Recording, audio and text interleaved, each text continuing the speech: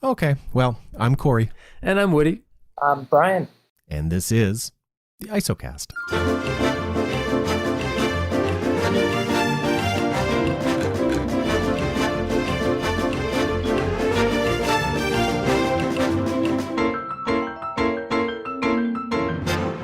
This is like, what do they call that? A false start? In the Olympics? So. Yeah, it's a false start. Yeah. Yeah, we had a bit of a false start. You know, audio's tough.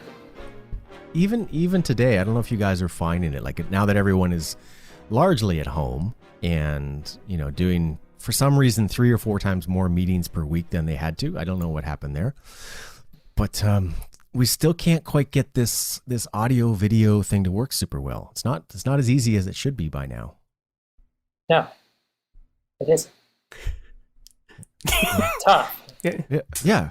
Everything I do is just, it seems as though you're running into some kind of issue, whether it's audio, video, any technical. No, I used to joke that the internet got tired a few months ago when everyone just started, like everyone was on it at the same time. The internet just got tired, that's all. I still have these sort of, I wouldn't say I was traumatized by it, but it was effective enough to make me, whenever the internet for some reason gets a little bit kind of wonky, wonder if it's raining outside. And I think that's a Costa Rica thing. Yes. Because consistently it would rain and the internet would slow down, which I don't understand. I never really understood that either. It's like, where are the cables coming from? They're not coming from the sky. So. But where now I'm thinking, Woody, is this is the confluence of information for me. Perhaps everyone, because it was raining, was inside and online. Oh. And well, there's something. That just bogged down the infrastructure. Well, you know, Cable Tica wasn't the strongest bandwidth, I don't think, you know. So a little rain never hurt anybody, but it kills your video, I think is what they say. There's a lot of what's called dark fiber in Costa Rica. I learned this. It is a network of high-speed fiber optic network connections, and it's called dark fiber because it's unused. It's untapped. They don't have the interface technology to, you know, maximize it. So you could have screaming fast internet in Costa Rica, but, you know, that's mañana. Ahorita. It's available. It's interesting. So, Bryan, I was trying to think when, in the Costa Rica context, when did you leave? When did I leave? Wow. That would have been in the summer. I usually leave in August. When I take off from places. You usually leave in August? Yeah, I get there in August and I leave in August. This is a good time to leave. Things are really starting to get the peak of their heat or lack thereof. So August, I think, is when we took off. What year was that? That would have been 2011, I think. Okay. Yeah. 9 years. 9 years. Holy moly. Wow. Not long. Yeah. I found that one mentally leaves Costa Rica long before they physically do. I agree. 6 months before I left, I would think. Ooh, that's a long haul. Yeah. Well, what you did? You differ? Am I different? Yeah. I mean, when did you leave mentally from Costa Rica? Twice. So one time I was, and I'll never forget this. I was in the ocean in Manuel Antonio, swimming about, and I had this overwhelming feeling that it's time to go. You know, and that was maybe a few months ahead of leaving, so maybe 3 months. I think I was 3 months too, more or less. You know, when you start going to those gorgeous, pristine beaches and it starts to get normal, at least for me, that was like, I think maybe I need to do something else just for a little while, because this shouldn't be normal. This shouldn't be an everyday thing. This is an awesome place, but it became routine, I guess. Right. Sure. And I think for me, the second time was I was only able to effectively conduct work in a casino because that's where the internet was good. So there again was maybe about 3 months prior to when I planned to leave that mentally I've checked out. And I said, okay, I'm just going to go Pura Vida now for the next 90 days until I go home. Hangout session. Yeah. No, I hear that. I guess what I mean when I think 6 months is you start planning or thinking about what it's going to look like a year from now, or what you need to get done. And eventually, Costa Rica just doesn't fit into that equation. And it's like, oh, I'm going to need to do this, that, or the other, whatever it is. But that's when it like kind of starts sinking in, like, oh, I'm going to eventually have a date here that I'll have to start moving. I remember when you left. I assume you do too. Is you had like a 2 a.m. flight or something? Yeah, I want to that's say right. It was Spirit Air, and you wore a suit. I remember I that did night. wear a suit, yeah. I think it's a good idea to wear a suit when you look like I do. It kind of decreases your chances from getting a full body cavity search. Including the flight crew, you're likely the only person dressed up on a Spirit Air. I did buy that suit at a Goodwill down there, so I mean, it wasn't the best of suits, I think. And you're where now? Kansas City. What is that? That is home for me. Missouri. Missouri, yeah. Is it Missouri? It is. Well, you mean the pronunciation? Yeah. Missouri. Okay. That's the way I say it. Because I can't say Louisville. Louisville. You know, I have a hard time with a lot of those. Yeah. I don't know why they say it that way, but it's a very odd pronunciation. You ever been to the Ozarks, Bryan? Oh, yeah. Yeah? Yeah, it's not far. A lot of folks from here have places in the Ozarks, so we'll I'd go never out heard there of it as until well. obviously I started watching that show, which I love on Netflix. Sure. But it looks beautiful if you take away the storyline that they seem to be painting of the place. Yeah. It's a big place. That lake is just massive with all the different alcoves. You know, it has a very long shoreline. So there's a lot of property there, a lot of people that come every year. But, okay. How isolated are you guys in KC? Well, you know, we're on 70 and 35. So 35 connects Dallas, OKC, those major cities down south, and then 70 runs across from St. Louis, Denver, and then onward west. But, you know, those interstate highways kind of link everything together, and it doesn't seem that isolating, really. The listeners can't see the face that Woody made because I have great experience with Americans vectoring their location based on the interstate system. So I knew exactly what he was talking about. Woody looked like, man. I think it's the same face Americans make when they ask, how far is Toronto? And we say 2.5 hours. Yep. I thought you meant like latitude. That's what 70 and 30. Oh, yeah. Hitting the latitudinal lines. The coordinates. Just south of the 38 parallel. Yeah, that's it. Why didn't you say so? Got I it. know, On right? my way. Yeah. Type it in. And how are you guys coping with the self-isolation? I'm sure that you have some sort of a shelter-in-place statewide thing going on. Yeah, oh yeah. Everyone's stuck, staying at home. But I'm 1.75 liters of whiskey a week at this point, so I think that's keeping me sane in some capacity. We'll see. But, I mean, we're pretty far into it at this point. It's starting to become routine. So that makes it a lot easier. So you've gotten over that hump of, like, I think I've gone through this, Corey and I've talked about this before, this kind of process of, at first it's kind of like this novel thing, like it's a bit inconvenient, but hey, it's like 2 weeks at home and whatever. And then after a month to 6 weeks, it becomes a bit frustrating because like I still can't go outside. And now I'm where you are. I'm just kind of like, well, this is life, so let's just keep doing it, you know? It's just what they want us to do. To fight a fake virus is what I like to think.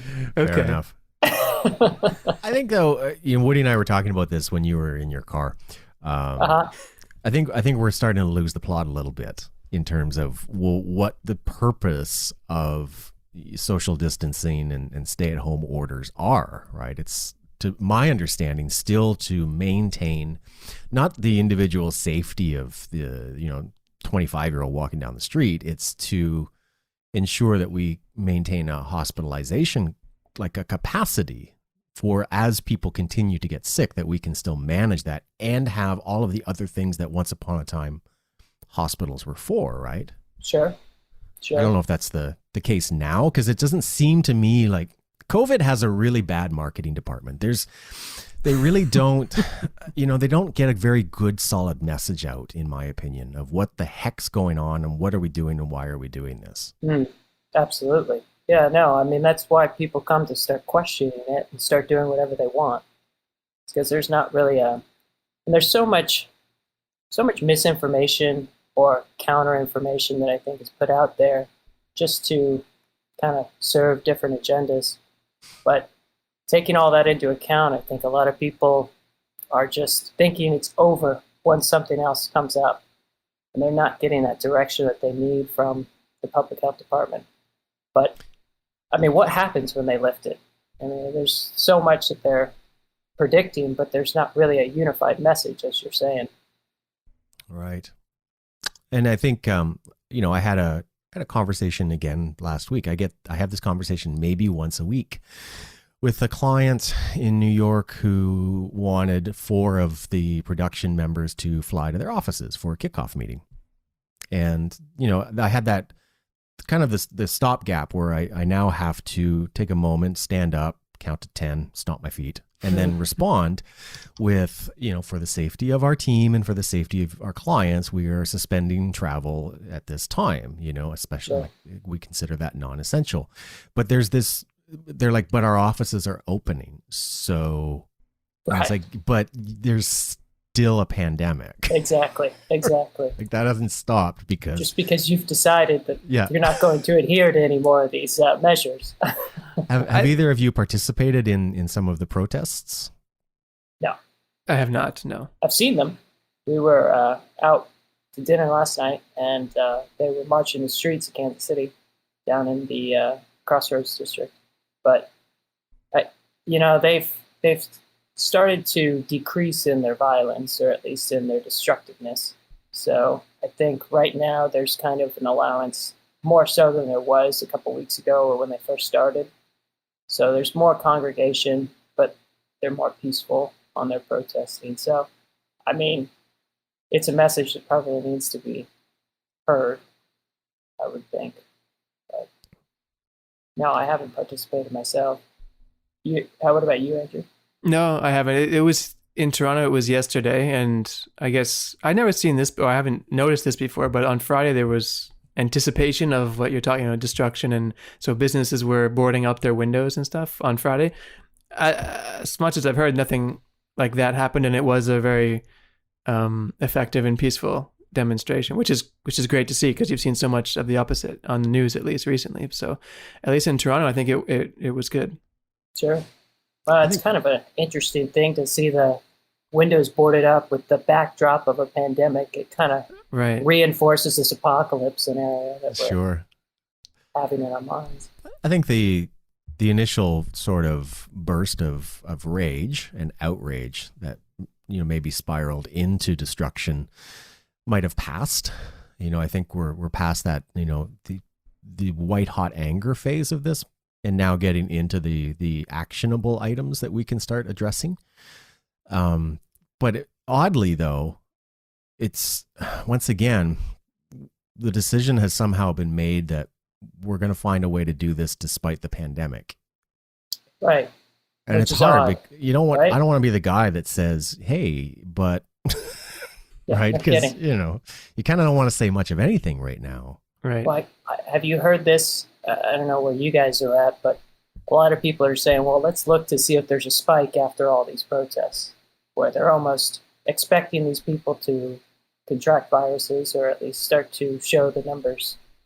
You would think, I mean, statistically speaking, with X number, thousands of people, whatever the thousands is, that you would think. But again, it goes back to testing, and if people are being tested, and the spike in numbers only happens if people go get tested, and I'm not saying that everybody should, but there was a recommendation that I saw today that anyone who went to a protest should stay home for 14 days, which we're kind of still in that phase anyway. So we'll see.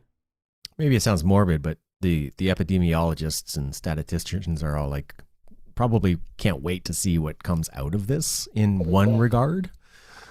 Obviously, the the human toll is nothing that we take lightly, but it's possible even the folks burning down 5G towers are excited as well, because maybe this will be proof that there really isn't a virus. Yeah, right. Exactly. Look, we're all fine. So. It could be a case study, right? Yeah.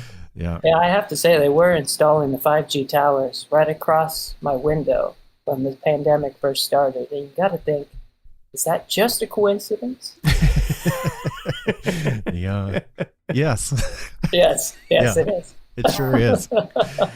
Is there pressure in KC, Bryan, as a smaller city in terms of the greater US? Is Sure. there, we've seen on the news at least, pressure from, Dallas and other bigger cities to reopen and businesses to reopen. Has there been that kind of pressure in KC? Absolutely, yeah. I mean, they had a 10, 10, and 10 rule for a little while there that was recording, no more than 10 people or 10% of your capacity. And then after 10 minutes, you have to record everyone's name who's been there for longer than 10 minutes. So that the epidemiologist can trace who's coming and who's going. Of course, adhering to that rule wasn't mandatory, so not a lot of businesses did. Right. But then once things started opening up, they quickly dropped that rule. And there's an expectation that things are back to normal without any advice from a public health professional saying otherwise. It's just interesting what, the feeling kind of people take away from something as opposed to the information they need. But yeah, right now people are just starting to get back to normal. Right. I think there's a lot of logic that needs to go. I mean, I've been saying, just because a business is open doesn't mean you need to go. So Right. If a restaurant is legally allowed to open, and that's a different kettle of fish per se, but just because a restaurant is open and there is a patio doesn't mean I have to go and sit on it. So we can still are able to make our individual decisions and choices inside of that. I worry, though, to be honest with you, that if people don't start going out to these businesses, if people just don't start coming back to the areas they were going to, that those businesses aren't going to be there anymore. Mm-hmm. I mean, there's no way that I can't imagine trying to float an entire business without an income for months. No. Do you have I don't know if this is a Toronto thing or a Canada thing, but there's like a Takeout Wednesday thing that's been going, a social movement that you order food from your favorite restaurant on Wednesdays. And there's another thing that's on Fridays. So a way to, I guess open isn't the right verb because restaurants are open. There's not open to go in and dine in, at least in Toronto. So you can order, most of them you can order food, go pick it up, or they'll deliver it. So Wednesdays and Fridays are the days here where people are encouraged to do that, to support whatever your favorite local small restaurant establishment is, to try and keep them afloat, so to speak. Is that like a social media movement? Is that pretty much? Yeah, it's unofficial, but it's been social media and just people saying, and on the news they'll announce it, and hey, it's Wednesday, and remember to order from your favorite restaurant type of thing. It's I think it's cool. Yeah, no, it's great. Absolutely. I mean, you got to encourage people to do something. I just had an idea, which is all right. How cool would it be to have, like, we all have our favorite joints. Maybe we don't want anything from there. Maybe those joints were places that we wanted to go and hang out. Wouldn't it be interesting if there were some sort of a way that you could readily make a donation to, or get some sort of a gift card to all your favorite places? And let's say $5. I'm going to give them $5 because I really like this joint. And that $5 might be what the profit was on your place setting, right? Sure. So it'd be really cool. Like there's a couple of restaurants locally here that I would absolutely give them $5 a week, And if you get 1,000 people giving them $5 a week, that's cash in a till. That's keeping the business going. If there were a platform that made it easy to do something like that, I would do it. Almost like a Patreon. Yeah. But it's more like it's an app it's all of the joints that decide to participate in it, so you can find your place in one location and go, I like this place, this place, this place, this place. Sure. Like an Uber Eats for donations. Yeah, something like that. And you don't want anything back. You don't want any food, or maybe when the restaurant reopens, they accumulate all of your donations and they give you a percentage of that off your first bill or something. Sure, I don't know. Dare I say, Corey, that's a really good idea. Yeah. Because you're right. There are places that I really enjoy, but I'm not, I don't feel like that food today, but I would give $5 just to help them stay open. Yeah. I don't think want of anything in return. bars. Mm-hmm. Yeah, I mean, places that you would go where it would be very hard to get something out of right now anyways. I mean, you can't be served alcohol to go, but you definitely don't want to see that bar go away. Sure. I think there's something there. It's also possibly wrought with fraud, but whatever. Easily manipulated. Yes, absolutely. Would you It's a guys nice be idea. comfortable with paying, though, as things gradually begin to reopen, like a COVID gratuity or an extra charge considerate of operating costs? Yeah. You're saying required by the business that's put onto the bill? Yeah. Beyond what, yeah, I mean, I wouldn't probably have a problem with that because it would be a percentage base, I would imagine. And as long as you're not going in there and spending $400, you're not going to be accumulating that much on that tax or on that much percentage. Right. But- What if they were to calculate, okay, we need 6 staff members. This is the number of place settings we're allowed to have. We need to generate this amount of money to, at the very least, cover the cost of having the staff in here and the PPE for them. Right. So that's what that money's going directly towards, is paying the staff and for the equipment. Absolutely. I'm on board with that. Absolutely.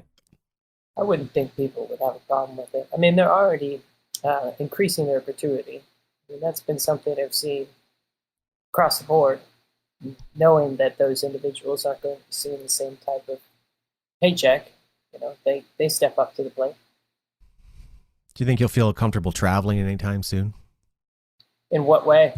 Well, I don't know about, I guess, getting on a steel tube and flying to Sure. somewhere, or, getting in your car and going to another state.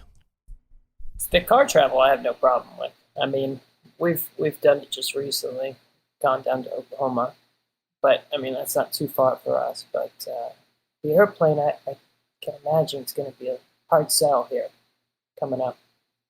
Just being locked in the tube with strangers. The nice thing is that the car doesn't have any strangers, so True. unless you want it to, I mean, that's your choice. Yeah, I don't know. The travel is that's a tough. That's going to be a while for me, I think. And I mean, we all love to travel. I don't know. The one thing is, will countries open the borders, and some will, and some won't. But same thing with the decision. I don't think I'd be comfortable. You know, what I've learned from this is you're able to kind of control your own environment. You know, you can go outside when you decide you want to. You can go for walks in areas that you know there aren't many people, and not on Sunday afternoons, for example. But when you travel, you lose, or at least I would lose that zone. So I don't know. I think I'm going to wait it out for quite a while, I imagine. Yeah, I just want to know when I can see my mommy. That's Yeah. kind of where I'm at, right? It's- Where's she located? Ontario. So, Ontario. one province over.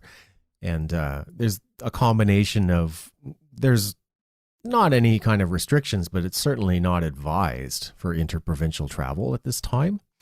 And then further to that, my parents are in that risk area. What have you seen, have you been close to your parents, more than 2 meters close to your parents since this has started? No, they've come by and I've gone by their place, but stand on the street and yell something at them type of thing. Yeah. Not anything close. No.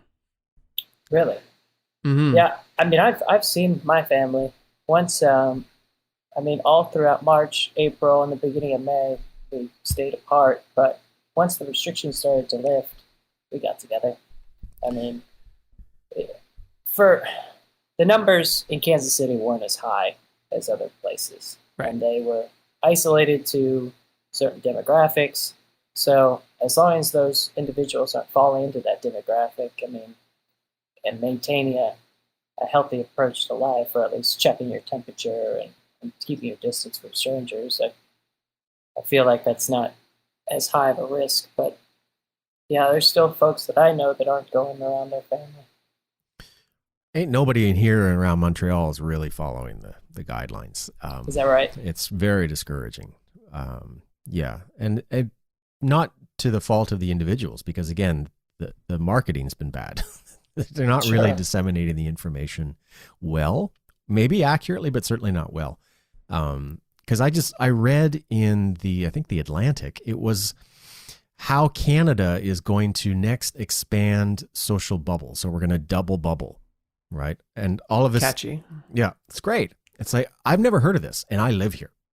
I've never heard of this double bubble, right? Where you can pick another family grouping, another bubble, and under certain conditions, you can now integrate that bubble into your bubble. Well, I've never heard of that either. Exactly. I don't know what that is. But the Americans are writing about it, going, look how great that is. What a great idea. We should be doing that. It's like, so should we? Yeah. Well, we've said this before. I mean, I don't know that there is information. Maybe somebody has information, but these protests and these mass gatherings that are happening might, not to sound morbid again, but it might be like a case study for who is most vulnerable, and maybe confirming that people who over 60 and people with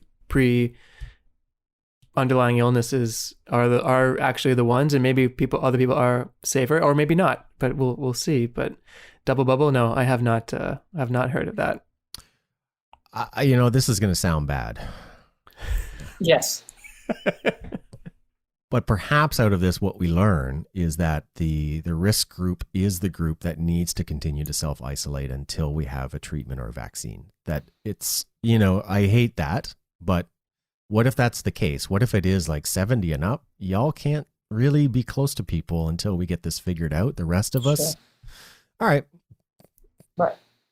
Get back, to normalcy. I don't see why that hasn't been proposed. I think that there's so much misunderstanding as to what's going on, or they're still trying to figure things out that they just can't. They can't make an assessment as to what the best protocol is. And I think that's why we haven't seen that yet. But I imagine that's where it's going to go, because the economy can't just sit still. I think the one thing that I would like, and they don't know this, and this will take a long time, but the one thing that still for me is out there is, can you get it again? And will it be worse? Sure. So those are the things. And there are countries that were ahead of us that are starting to go through this quote unquote second wave, in Italy, Spain, Iran, that kind of stuff. And I guess we'll see. Maybe we're a bit luckier to have had it or experienced it a little bit later than others. But I think that's the one thing that we don't know yet, and that's important. Sure. Are you building immunity to it? Sure. The fortunate part of being late to the game, as well, is that treatment has improved tremendously, right? Sure. So by second wave, maybe we do have an expectation of not only how rapidly will this spread and what the hospitalization rate will be, but then how to treat those that are hospitalized. From what I read today, they're getting very quick at determining immediately whether or not someone will need to be in an ICU or sent home. And 3-4 months ago, that was an unknown. So that's why hospitals were just jamming up with folks. Yeah. But it's a weird learning curve. Yes. Absolutely. I've also started, for better or worse, I've started reading The Stand by Stephen King. I saw that. Which is his pandemic fiction. But I knew what it was about. I haven't read it before, but I started reading it on purpose just to see how my mind would kind of react. It's interesting because apparently he consulted with epidemiologists to write the book to make sure that he was accurately portraying what might happen. And there's a lot of, isolation and people not going to see other people. So there's a lot of similarities there. It's pretty, I don't want to say interesting, but it's interesting. Yeah. Oh, absolutely. I mean, it's like Hot Zone. That's another one that I think of that comes to mind. Or watching Contagion, or even The Happening, but I would put The Happening probably at the bottom of the list. Yes. Yeah. I haven't got through those pandemic documentaries on Netflix yet. I'm not quite ready for that. At least Stephen King, I can imagine. That's very visual, so I'm not sure. I'm going to watch those. I started that series prior to its grand arrival here in Canada, now that we have the Chinese plague. And I found after the first episode and a half, once everything was kind of exploding in Wuhan, it's like I just couldn't watch it anymore. It was so just really troubling. Sure, absolutely. For the listeners, by the way, I was making fun of Donald Trump. Yeah, totally. Just don't email me on that, please. That's the tone on that documentary was definitely just bleak. Yeah. I could see that didn't have that sensitivity that was, I don't know, the expectation of an actual pandemic happening. So it just... Well, you only need to Somewhat. hear that every town in the United States somewhere has a mass grave. Right. Every one of them. It's insane. Somewhere around your town, there's a bunch of bodies. It's nuts. Yeah. But maybe that's the right tone. I mean, we all want this to be over. We all want it to be this light. Oh, it's not that serious.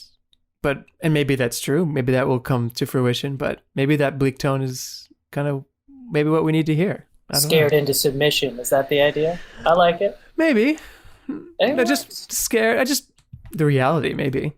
It is what Yeah. it is. Sure. Just stay home. It's not hard. It's not.